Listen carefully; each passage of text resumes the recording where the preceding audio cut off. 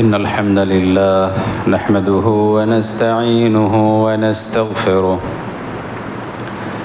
ونعوذ بالله من شرور أنفسنا ومن سيئات أعمالنا من يهده الله فلا مضل له ومن يضلل فلا هادي له وأشهد أن لا إله إلا الله وأشهد أن محمدًا عبده ورسوله أما بعد فأعوذ بالله من الشيطان الرجيم بسم الله الرحمن الرحيم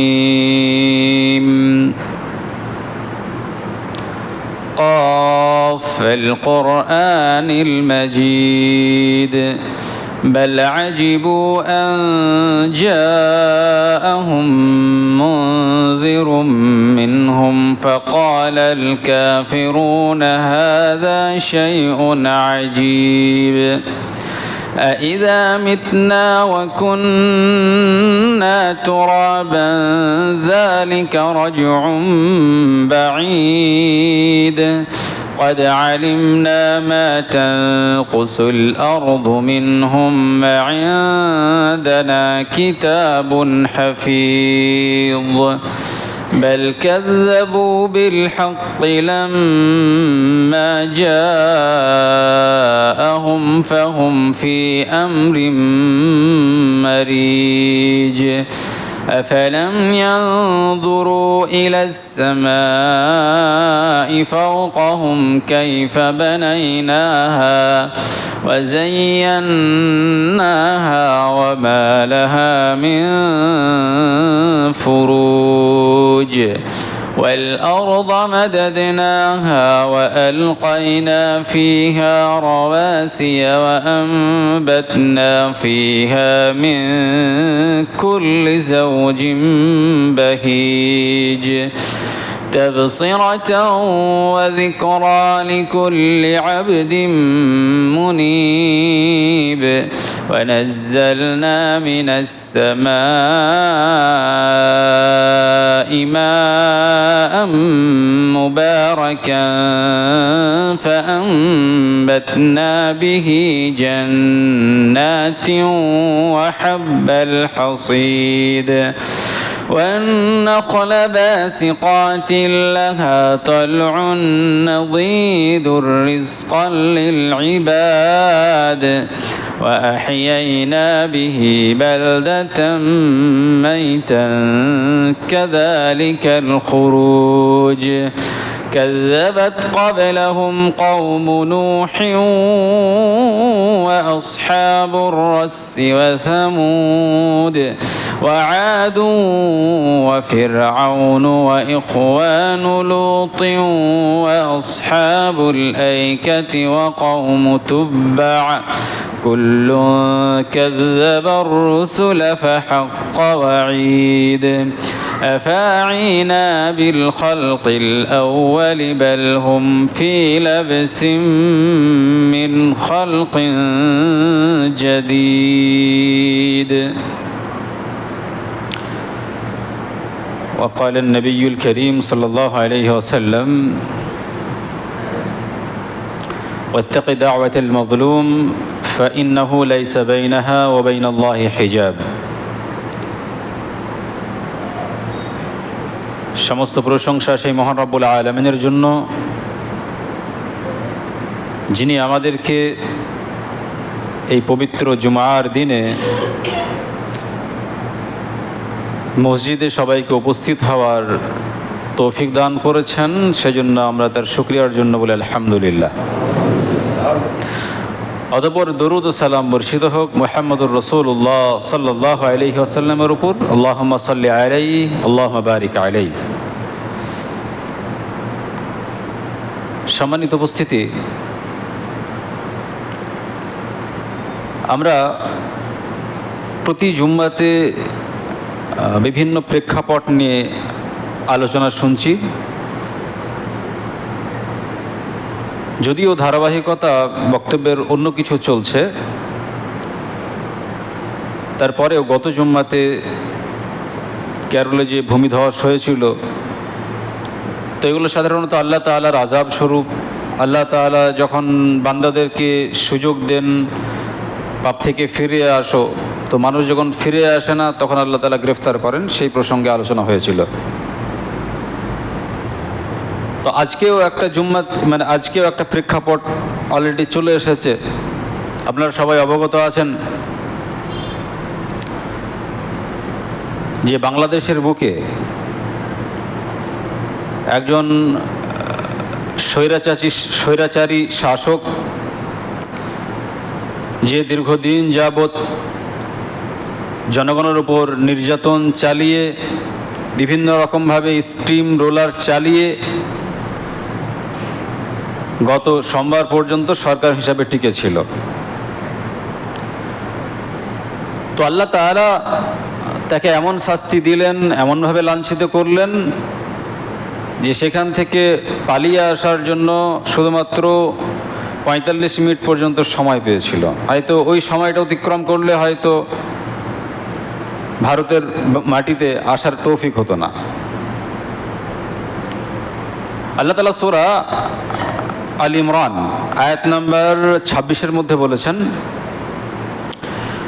কুলিল্লাহুম্মা মালিকাল মুলক তুতিল মুলকা মান তাশা।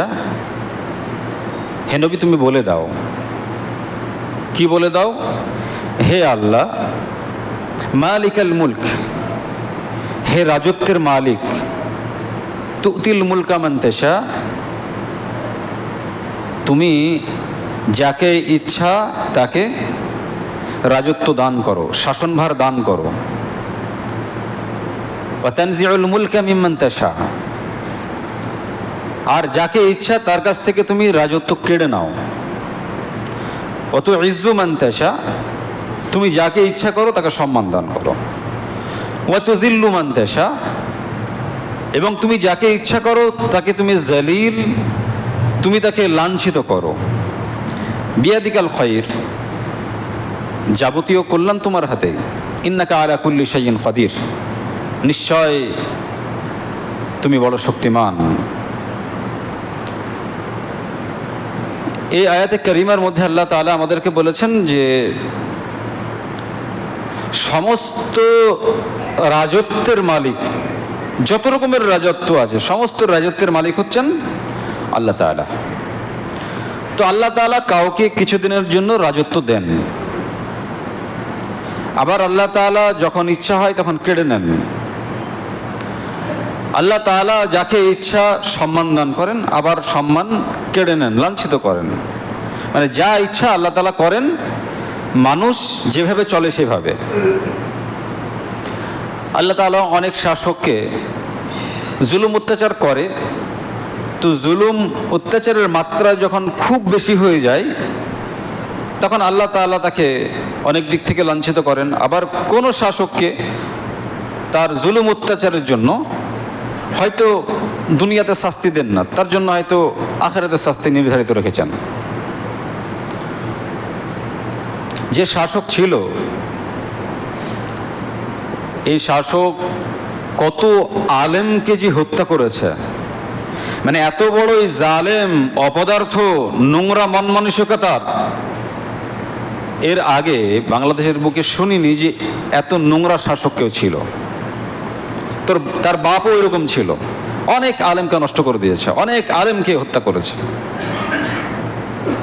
এই শাসক ডাক্তার আসাদুল্লাহ আল গালিব, ডাক্তার আসাদুল্লাহ আল গালিব বাংলাদেশের বুকে আহলে হাদিস সংগঠনের বড় আলেমদের মধ্যে শীর্ষস্থানীয় আলেম।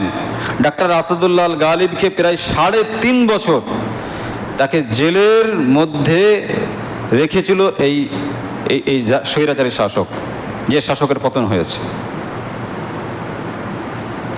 আল্লামা দেলাওয়ার হোসেন সাঈদী, আল্লাহ তাকে জান্নাতবাসী করেন, একে জেলের মধ্যে রেখে তার উপরে নির্মম অত্যাচার করে ওখান থেকেই বিদায় হতে হয়েছে, আর বাড়ি আসতে পায়নি। কত মানুষের বদদোয়া এই স্বৈরাচারী শাসকের উপরে ছিল, এই অত্যাচারী শাসকের উপরে ছিল।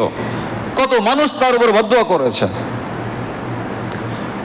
জনগণ যখন খেপলো, ছাত্র সমাজ যখন খেপলো, তখন নিজের শাসনভার টিকিয়ে রাখার জন্য, যে জায়গাতে আছে ওই গদি ধরে রাখার জন্য স্টুডেন্টদের বুকে গুলি করতে পর্যন্ত কোনো রকমের কোনো দ্বিধাবোধ করলো না। কয়েকশো বাচ্চাকে নষ্ট করে ফেললো, তাদের লাইফকে শেষ করে ফেললো, কত মায়ের বুককে খালি করে ফেললো। তারপরেও চাইছিল যে আমি আমার যে শাসনভার এটাকে আমি ধরেই থাকি, এটাকে আমি ছাড়বো না। আল্লাহ তাআলা সূরা লুকমান আয়াত নম্বর 34-এর মধ্যে বলেছেন, ইন্নাল্লাহা ইনদাহু ইলমুস সাআহ ওয়া ইউনাজ্জিলুল গায়স ওয়া ইয়ালামু মা ফিল আরহাম ওয়া মা তাদরি নাফসুম মাযা তাকসিবু গাদা ওয়া মা তাদরি নাফসুম বিআইয়ি আরদিন তামুত ইন্নাল্লাহা আলিমুন খাবীর। ইন্নাল্লাহা ইনদাহু ইলমুস সাআহ, নিশ্চয় কিয়ামতের যে জ্ঞান সেটা আল্লাহ তাআলার কাছে আছে। ওয়া ইউনাজ্জিলুল গায়স, আল্লাহ তাআলা কোথায় বৃষ্টি বর্ষণ করবেন, কিভাবে বৃষ্টি বর্ষণ করবেন, সেই ইলম আল্লাহ তাআলার কাছে আছে। ওয়া ইয়ালামু মা ফিল আরহাম, মায়ের পেটে যেটা আছে, যে বাচ্চা আছে, রেহেমে যেটা আছে, সে সম্পর্কে আল্লাহ তাআলা ভালো জানেন। যে ওই ছেলেটা হওয়ার পরে দুনিয়াতে ডাকাত হবে, চোর হবে, ছেঁচড় হবে, কি হবে, এটা আল্লাহ ভালো জানেন। পৃথিবীর কেউ বলতে পারবে না যে ওই ছেলেটা হওয়ার পরে বড় হবে, যে ডাকাত হবে না, মন্ত্রী হবে না, ছেঁচড়া চোর হবে, আল্লাহ ভালো জানেন, কেউ জানে না। ওয়া ইয়ালামু মা ফিল আরহাম ওয়া মা তাদরি নাফসুম বিআইয়ি আরদিন ওয়া মা তাদরি নাফসুম বিআইয়ি আরদিন তামুত ওয়া মা তাদরি নাফসুম মাযা তাকসিবু গাদা। এবং কেউ জানে না যে আগামীতে কি অর্জন করবে, আগামীকাল সে কি অর্জন করবে, এটা সে জানে না। মূল বিষয় হচ্ছে এটা, যে আগামীতে কালকে সে কি অর্জন করবে এটা কেউ জানে না। গত সোমবারের দিনে প্রধানমন্ত্রীর যে সিট, সেই সিট থেকে তিনি পালিয়ে আসার দিশা পাননি, মাত্র 45 মিনিট সময় বেঁধে দেওয়া হয়েছিল। কিন্তু তার ঠিক একদিন আগে রবিবার, সে তো প্রধানমন্ত্রী ছিল, সে তো জানতো না যে এই ঘটনা আমার সঙ্গে ঘটবে, আমি এত লাঞ্ছিত হব, আমাকে কোথায় যে আশ্রয় নেব সেটা আমাকে খুঁজে বেড়াতে হবে। ওটা তো রবিবারেও ভাবেনি। ঘটলো কবে? সোমবারের দিনে। ও রবিবারে ঠিকই ছিল, ও সোমবারের দিনও সকালে ঠিক ছিল, কিন্তু এত বড় লাঞ্ছিত হতে হবে, ওর সিট চলে যাবে, ওটা আল্লাহ তাআলা আগে থেকেই নির্ধারণ করে রেখেছিলেন। যে খুব বাড়াবাড়ি করেছো, মানুষের প্রতি খুব জুলুম অত্যাচার করেছো, অতএব তুমি এখান থেকে এবার বিদায় গ্রহণ করো। আর আল্লাহ তাআলা বলছেন, ওয়া মা তাদরি নাফসুম মাযা তাকসিবু গাদা, আগামী কালকে তুমি কি অর্জন করবে এটা তুমি জানো না। আজকে তুমি রাজা, আজকে তুমি বাদশা, কালকে তোমাকে হতে পারে যে মানুষের দ্বারে দ্বারে চেয়ে খেতে হচ্ছে। কালকে তুমি, গতকালকে তুমি হয়তো অনেক খাবার নষ্ট করেছো, তুমি অনেক আরামায়েশে জীবন অতিবাহিত করেছো, আর তার পরের দিন লোকের কাছে চেয়ে খেতে হচ্ছে। কেউ হয়তো বসতে দিচ্ছে না, কেউ হয়তো তোমাকে কোনো রকম ভাবে রেসপন্সই করছে না, কোনো তোমার সম্মানই নেই। এটা কার হাতে? এটা আল্লাহ রাব্বুল আলামিনের হাতে। আগামীকালকে তুমি কি অর্জন করবে তুমি জানো না। কিসের অহংকার এত ফেটে পড়ো, কিসের এত তুমি পাওয়ার দেখাও, কিসের তুমি শক্তি দেখাও? ওয়া তাদরি নাফসুম বিআইয়ি আরদিন তামুত, তোমার জমিনের কোন জায়গাতে মৃত্যু হবে সেটাও তুমি জানো না। তুমি তো বাংলাদেশের বুকে খুব রাজত্ব করেছো, মানুষের প্রতি খুবই জুলুম অত্যাচার করেছো, বয়স তো 77 হয়ে গেছে, এখন তোমার মাটি কোনখানে হবে, পৃথিবীর কোন জমিনে হবে তুমি এখন পর্যন্ত জানো না। এটাও নিশ্চিত না তুমি যে আমি আমার দেশে ফিরে যাব, সেখানেই মরবো, আরামায়েশের সঙ্গে থাকবো, তুমি এই ব্যাপারেও নিশ্চিত না। কিসের অহংকার করো? তোমাকে আমেরিকা ভিসা দেয় না, তোমাকে ব্রিটেন ভিসা দেয় না, তোমাকে লন্ডন ভিসা দেয় না, অন্যান্য দেশ ভিসা দেয় না।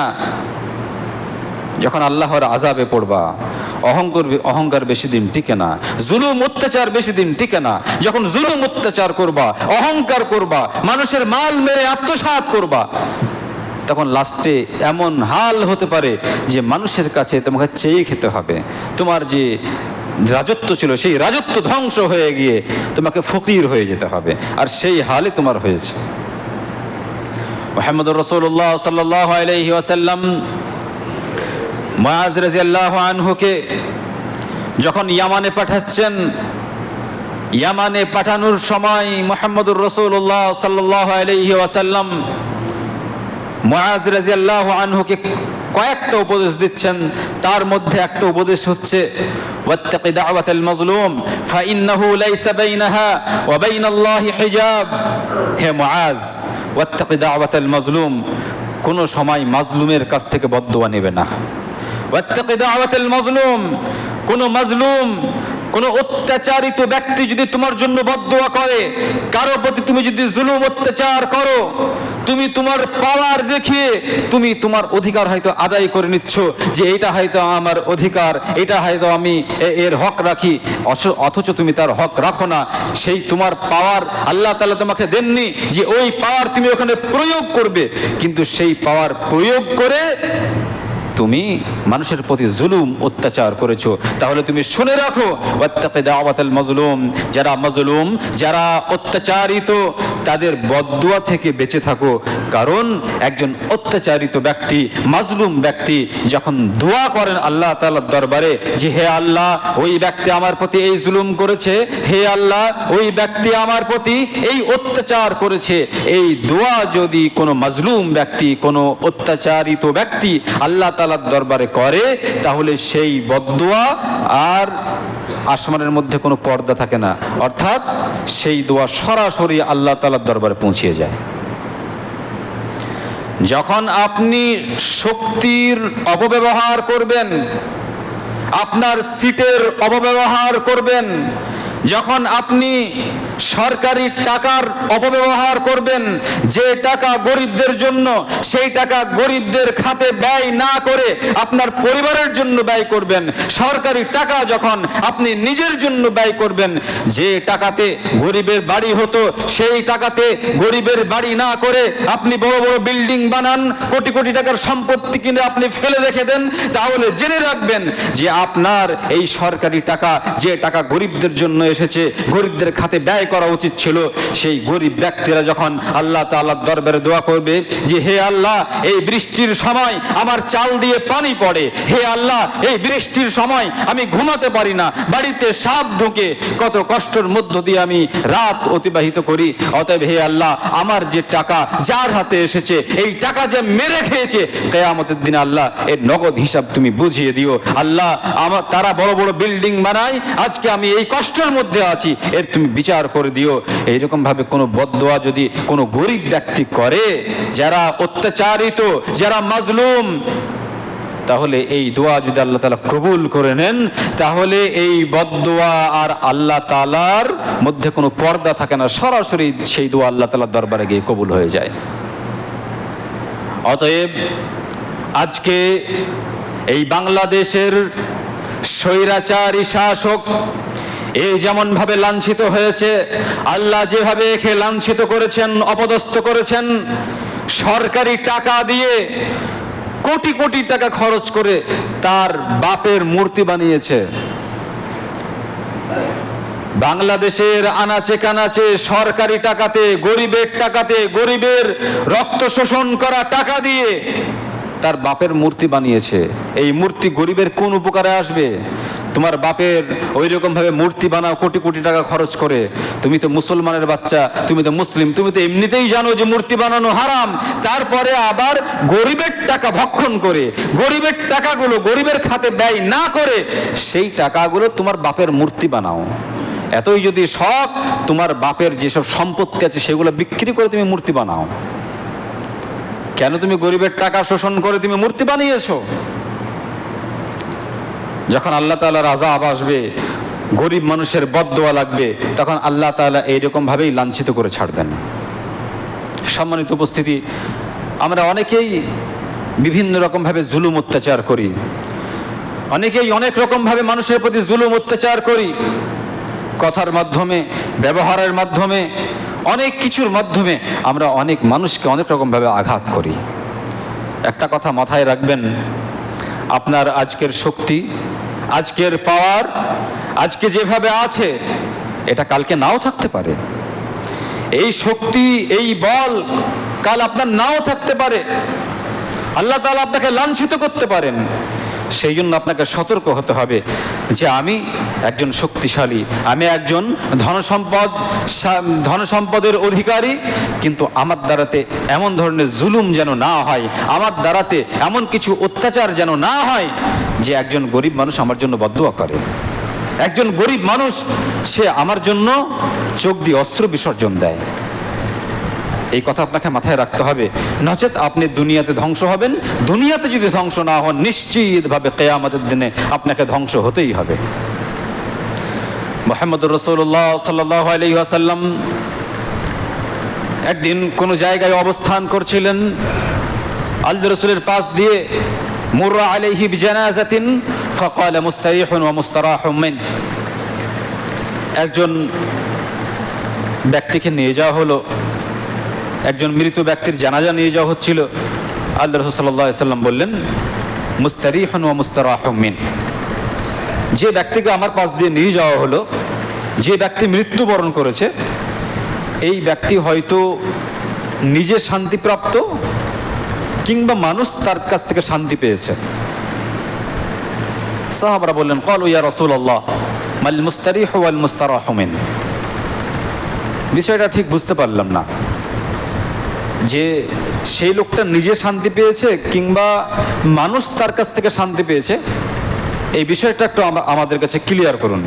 সাহাবারা বললেন, আমরা বিষয়টা বুঝতে পারলাম না যে মুস্তারিহ এবং মুস্তারিহ মিন বলতে আপনি কি বোঝাচ্ছেন। আল্লাহ রাসূল সাল্লাল্লাহু আলাইহি ওয়াসাল্লাম বললেন, আল আবদুল মুমিন ইয়াস্তারিহু মিন নাসাবিদ দুনিয়া ওয়া আযাহা ইলা রাহমাতিল্লাহ। একজন মুমিন বান্দা যখন মারা যায়, ইয়াস্তারিহু মিন নাসাবিদ দুনিয়া, তখন সে দুনিয়ার কষ্ট, দুনিয়ার ফিতনা ফাসাদ, এগুলো থেকে মুক্তি লাভ করে। দুনিয়ার অনেক রকমের কষ্ট সে পেয়েছিল, দুনিয়াতে অনেক কষ্ট তাকে কষ্ট দিয়েছিল, অনেক মানুষ তাকে কষ্ট দিয়েছিল, কিন্তু এগুলো থেকে সে পরিত্রাণ পেয়ে সে আল্লাহ তাআলার দিকে চলে যায়। চলে যাওয়ার পরে সে নিজে শান্তিপ্রাপ্ত হয়। অর্থাৎ একজন মুমিন ব্যক্তি যখন মৃত্যুবরণ করে, তখন দুনিয়ার ফিতনা ফাসাদ, যত রকমের কষ্ট আছে, তা থেকে মুক্তি লাভ করে সে আল্লাহ তাআলার দিকে চলে যায় এবং রহমতের চাদরে আল্লাহ তাআলা তাকে ঢেকে নেন। এই ব্যক্তি হচ্ছে শান্তিপ্রাপ্ত। অর্থাৎ আপনি যখন মুমিন, আপনি মুমিন হিসাবে যখন দুনিয়াতে থাকেন, আপনি যখন ইমানের কথা বলেন, আপনি যখন ইসলামের কথা বলেন, তখন দেখবেন আশেপাশের অনেক মানুষ অনেক কিছু কথা বলবে। এত ইমান ইমান করলে হয়, এটা এত যদি মেনেই চলবো তাহলে দুনিয়াতে বাঁচবো কি করে, এগুলো আপনি দেখবেন।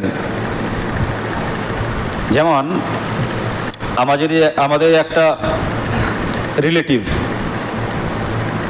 তো তার 3টে ছেলে 3টেই চাকরি করে।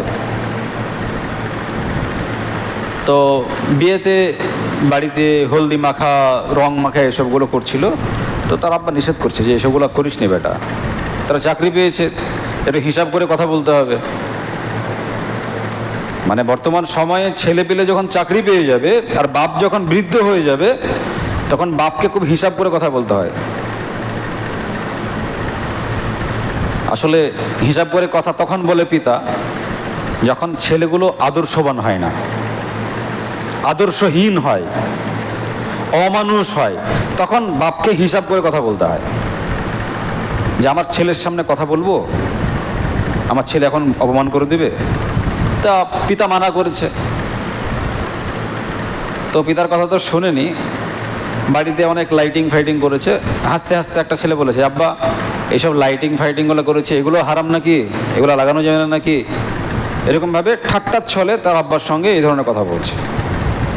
তো তার আব্বা আফসোস করে আমাদের সামনে বলছেন যে আমার যে ছেলেগুলোকে মানুষ করলাম তা কী করলাম, এদেরকে তো মানুষ করে নিয়ে এদেরকে চতুষ্পদ জন্তু করেছে, আমার সঙ্গে এরকমভাবে ঠাট্টা বিদ্রুপ করছে। তো আমাদের সমাজেও দেখবেন যে আপনার প্রতিবেশী কারোবারটা হয়তো বিয়ে শাদিতে দেখছেন বোম ফাটাচ্ছে, অনইসলামিক কোনো কাজ হচ্ছে, গান বাজাচ্ছে, তো আপনি যখন বলতে যাবেন তখন দেখবেন যে আপনাকে হয়তো বলছে যে ভারী পরেজগার হয়েছে, ভারী আল্লাহওয়ালা হয়েছে, কদিন আগে এই করে বেড়াচ্ছিল সেই করে বেড়াচ্ছিল। এই ধরনের অনেক অনাকাঙ্ক্ষিত কথা একজন পরেজগার মানুষকে শুনতে হয় যখন সে ইসলাম বিরোধী কার্যকলাপ দেখে নিষেধ করে। তো একজন মুমিনের জন্য এগুলো কষ্টদায়ক, একজন মুমিনের জন্য এগুলো কষ্টদায়ক কথা যে সে যখন কোনো ইসলামের কথা বলে তখন তাকে চুপ করিয়ে দেওয়া হয় যে বাদ দাও এইসব কথাবার্তা। তো মুহাম্মদ রাসূলুল্লাহ সাল্লাল্লাহু আলাইহি সাল্লাম বলছেন যারা মুমিন হিসেবে দুনিয়াতে আছে এরা দুনিয়াতে যে কদিন থাকে এরা কষ্টের মধ্যেই থাকে। দুনিয়ার অনেক রকমের কষ্ট, সাংসারিক কষ্ট, পারিবারিক কষ্ট, যখন ইসলামের কথা বলতে যায় তখন অনেক অনাকাঙ্ক্ষিত কথা শুনতে হয়, অনেক কথা শুনিয়ে দেয়। ইসলাম বিরোধী কার্যকলাপ দেখে যখন বাপ সহ্য করতে পারে না তখন বাপকে অনেক বাজে কথা বলে দেয়। তো তারা এইসব কথাগুলো পেয়ে কষ্ট পায়। তো তারা যখন মৃত্যুবরণ করে তো আল্লাহ তাআলার কাছে গিয়ে তারা রহমত প্রাপ্ত হয়ে যায়। দুনিয়াতে শুধু কষ্টের মধ্যে ছিল। আল্লাহ রাসূল বলছেন এরা হচ্ছে শান্তিপ্রাপ্ত ব্যক্তি। তারপর আল্লাহ রাসূল বলছেন ওয়ালা আব্দুল ফাজির ইয়াস্তারিহু মিনহুল ইবাদ ওয়াল বিলাদ ওয়াশ শাজার ওয়াদ দাওয়াব। পক্ষান্তরে একজন পাপিষ্ঠ মানুষ যখন মৃত্যুবরণ করে, একজন জালেম যখন মৃত্যুবরণ করে তখন সেই জালেম অত্যাচারী পাপিষ্ঠর কাছ থেকে জনগণ শান্তি পেয়ে যায়, জনগণ শান্তি পেয়ে যায়। ওয়াশ শাজার গাছপালা শান্তি পায়, বিলাদ এবং যে জমিনে চলাফেরা করত শহর অর্থাৎ জমিন, এই জমিন শান্তি পায়, আর চতুষ্পদ জন্তু শান্তি পায়। অর্থাৎ একজন পাপিষ্ঠ অত্যাচারী ব্যক্তি যখন মৃত্যুবরণ করে তখন জনগণ বলে যে একজন পাপিষ্ঠ, একজন অত্যাচারী আজকে মারা গেছে, ওর চোখে আর চোখ পড়বে না, ওর সঙ্গে আর কথা বলতে হবে না, ও আর অত্যাচার করবে না, আজকে থেকে শান্তিতে থাকতে পারবো। শুধু তাই নয়, ও যে রাস্তা দিয়ে চলতো, যেখানে পা পড়তো, সেই জমিনও বলবে আজকে আমার বুকে ওই জালেম চলবে না। গাছপালা পর্যন্ত বলবে যে ওই জালেম দুনিয়া থেকে গেছে, ওই জালেমের সঙ্গে আর সাক্ষাৎ হবে না। চতুষ্পদ জন্তু পর্যন্ত শান্তি পেয়ে যায়। সহিহ বুখারীর হাদিস নাম্বার 6512। তো আল্লাহ রাসূল বলছেন এদের কাছ থেকে জনগণ শান্তি পায়। তো বর্তমানে অনেক শাসক এরকম আছে, মানুষ শুধু চেয়ে আছে যে ওই শাসকের অত্যাচার থেকে কখন আমরা মুক্তি লাভ করব, ওই শাসকের কাছ থেকে কখন আল্লাহ তাআলা আমাদেরকে পরিত্রাণ দেবেন। এইরকমভাবে জনগণ শুধু বদদোয়াই করতে আছে। আজকে ফিলিস্তিনের বুকে এই যে ইহুদির বাচ্চা নেতানিয়াহু, এই শয়তানটা মুসলমানদের উপরে অত্যাচার করছে, টর্চার করছে। আসলে আল্লাহ তাআলা মাঝে মধ্যে জালেম শাসকদেরকে সুযোগ দেন, অত্যাচার করার সুযোগ দেন। যেমন বাংলাদেশের এই স্বৈরাচারী, এই বেয়াদব অত্যাচারী শাসক, এর হাতে শত শত আলেম মৃত্যুবরণ করলো, অনেক ভালো ভালো মানুষ জেলে পড়ছিল। এই স্বৈরাচারী শাসককে আল্লাহ তাআলা প্রায় 15 থেকে 16 বছর সময় দিয়েছিলেন। আজ ফিলিস্তিনের বুকে মুসলমানদের উপর যে অত্যাচার হচ্ছে, টর্চার হচ্ছে, যেরকম ভাবে মুসলিমদের উপর স্টিম রোলার চলছে, আল্লাহ তাআলা এই জালেমদেরকে সুযোগ দিয়েছেন। ঠিক আছে, আমি সুযোগ দিলাম, করো, কতদিন করবে?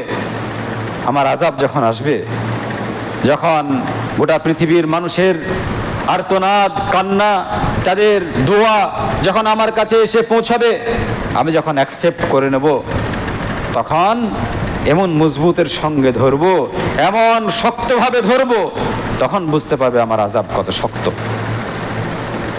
আসলে আমরা অত্যাচারিত হিসাবে যখন দোয়া করি, সেই দোয়া কেন কবুল হয় না, কেন আল্লাহ তাআলার দরবারে যাই না, কেন এত দেরি হয়, এই বিষয়টা যদি আমরা আমাদের নিজেদেরকে প্রশ্ন করি তাহলে আমরা উত্তর পেয়ে যাব যে আমাদের দোয়া আল্লাহ তাআলার দরবারে যেতে দেরি হয়, কবুল হয় না এই কারণে যে আমরা পাপিষ্ট।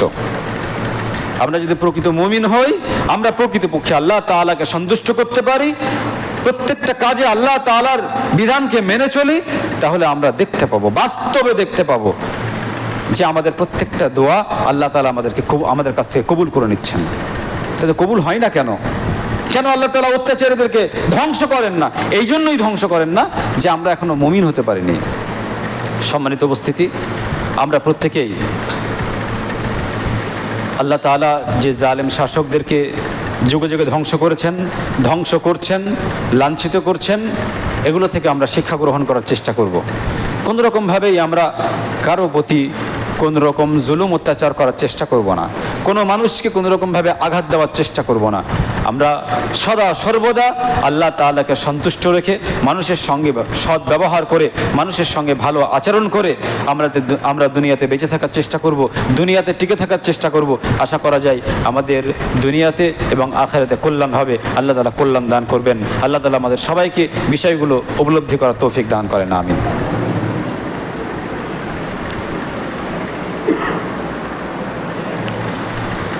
আলহামদুলিল্লাহ রাব্বিল আলামিন ওয়াসসালাতু ওয়াসসালামু আলা রাসূলিহি মুহাম্মদ ওয়া আলা আলিহি ওয়া আসহাবিহি আজমাইন। সম্মানিত উপস্থিতি, আল্লাহ তাআলা সূরা হিজরের 2 নম্বর আয়াতে বলছেন, রুবামা ইয়াওয়াদ্দুল্লাযীনা কাফারু লাও কানু মুসলিমিন। যখন কাফেররা মৃত্যুবরণ করে তখন মৃত্যুর সময় আফসোস করে বলে, হায় যদি মুসলিম হয়ে মৃত্যুবরণ করতে পারতাম। ধরেন একজন কাফের কুফরির অবস্থায় এখন আছে, ঠিক 1 মিনিট পরে মৃত্যু এসে উপস্থিত হয়েছে, তাহলে ওই 1 মিনিট আগের সময়টা যখন মৃত্যু আসেনি, ওই সময়টা আর যখন মৃত্যু এসেছে, এই দুটো সময়ের মধ্যে আসমান এবং জমিনের ডিফারেন্স। কারণ যতক্ষণ মৃত্যু আসেনি, মৃত্যু কি জিনিস, আখিরাত কত ভয়াবহ ওটা বুঝতে পারেনি। বুঝতে পারছে কখন? যখন মৃত্যু এসেছে, সেটা 1 মিনিট পরে। গতকালকে একজন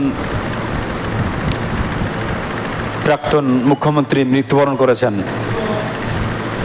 যদিও তিনি ভদ্র মানুষ ছিলেন, ভালো মানুষ ছিলেন, সাদাসিধা জীবনযাপন করতেন, কিন্তু একটা বিষয় সম্পর্কে আফসোস লাগে যে একজন মানুষ দুনিয়াতে যতদিন বেঁচে থাকে তার অন্তর, তার হৃদয় হয়তো আল্লাহ তাআলাকে মানে না, আল্লাহ আছে এটা হয়তো সে অবিশ্বাস করে, আল্লাহ তাআলার অস্তিত্বকে অস্বীকার করে, কিন্তু তার পুরা শরীরের যে অঙ্গ প্রত্যঙ্গ এগুলো ঠিকই আল্লাহ তাআলাকে মেনে চলে, সে জানে না।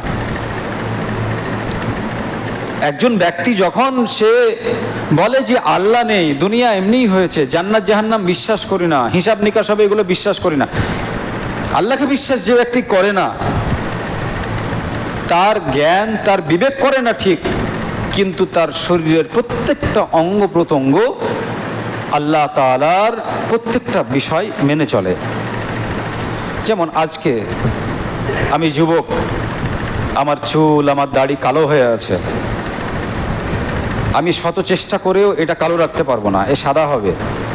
তার মানে আল্লাহ তাআলার ইঙ্গিতে ঠিকই আমার দাড়ি, আমার চুল আল্লাহ তাআলার অনুসরণ করে চলছে, তাকে মেনে চলেছে, রব হিসাবে মেনে নিয়েছে। আমার আজকে হাত পা আমার যেমন টান টান আছে, যখন আমি বৃদ্ধ হয়ে যাব এগুলো আস্তে আস্তে জড়ো হয়ে যাবে। আজকে আমি সোজা হয়ে দাঁড়িয়ে আছি, বৃদ্ধ হয়ে যাব, আমি কুঁজো হয়ে যাব। তো আমার শরীর ঠিকই আল্লাহকে মেনে নিয়েছে, আমার শরীর, আমার অঙ্গ প্রত্যঙ্গ সব কিছু আল্লাহ তাআলা যে রব সেটাকে মেনে নিয়ে আল্লাহ তাআলার কথা অনুযায়ী আমার টান চামড়া জড়ো হয়ে যায়, আমার কালো চুল সাদা হয়ে যায়, আমার চোখের যে পাওয়ার সেটা আস্তে আস্তে হারিয়ে যায়, আমার কানের যে শ্রবণ শক্তি সেটা আস্তে আস্তে হারিয়ে যায়, আমার জিহ্বার যে স্বাদ এটা আস্তে আস্তে হারিয়ে যায়। এরকমভাবে আস্তে আস্তে আমার অঙ্গ প্রত্যঙ্গগুলো আস্তে আস্তে দুর্বল হয়ে যায়। এগুলো ঠিকই আল্লাহর অনুসরণ করে, রব হিসাবে মেনে নেয়, কিন্তু আমি একজন বিবেকবান, আমার যে জ্ঞান আছে এই জ্ঞান আল্লাহ তাআলাকে মেনে নেয় না। তো এই ব্যক্তিরা যখন মৃত্যুবরণ করে তখন সে আফসোস করে বলে, রুবামা ইয়াওয়াদ্দুল্লাযীনা কাফারু লাউ কানু মুসলিমিন, হায় আফসোস, যদি একটু মুসলিম হয়ে আমি মৃত্যুবরণ করতে পারতাম, আমি কেন মুসলিম হতে পারলাম না, আফসোস করে। কিন্তু সেই সময়ের আফসোস কোনো কাজে আসবে না। সম্মানিত উপস্থিতি, আমাদের মাঝে অনেক মানুষ এমন আছে, অনেক কিছু শিক্ষা অর্জন করার পরে রবের যে হক সেই হক সম্পর্কে জানি না, রবের জন্য কি করতে হয় এই সম্পর্কে আমরা জানি না। এই বিষয়গুলো আমরা ভুলে বসেছি। এই বিষয়গুলো আমাদেরকে মাথায় রাখতে হবে, মৃত্যুর সময় যেন আমাদেরকে আফসোস করতে না হয়। কত মানুষ মৃত্যুর সময় আফসোস করে দুনিয়া থেকে চলে যায়, কিন্তু সেই আফসোসের কোনো দাম নেই। সম্মানিত উপস্থিতি, আল্লাহ তাআলা আমাদের সবাইকে আল্লাহ তাআলাকে প্রকৃতপক্ষে চেনার এবং রব হিসাবে জানার এবং রব হিসাবে তার জন্য কি করতে হয় সেই সব বিষয়গুলো করার আল্লাহ তাআলা আমাদেরকে তৌফিক দান করেন, আমিন। আল্লাহ তাআলা আমাদের প্রত্যেককে আমাদের বিবেক দ্বারা আমাদেরকে যেন জাগ্রত করেন যে কেন আমরা দুনিয়াতে এসেছি, কি করার জন্য এসেছি, কি করতে হবে, কি করে তার সঙ্গে সাক্ষাৎ করতে হবে, এইসব বিবেক দ্বারা আমরা জাগ্রত হয়ে দুনিয়া থেকে যেন অতিবাহিত হতে পারি, সেই তৌফিক আল্লাহ তাআলা দান করেন, আমিন। আকুলু কওলি হাযা আস্তাগফিরুল্লাহ লি ওয়া লাকুম ওয়া লিসাইরিল মুসলিমিন। ওয়াসসালামু আলাইকুম ওয়া রাহমাতুল্লাহি ওয়া বারাকাতুহু।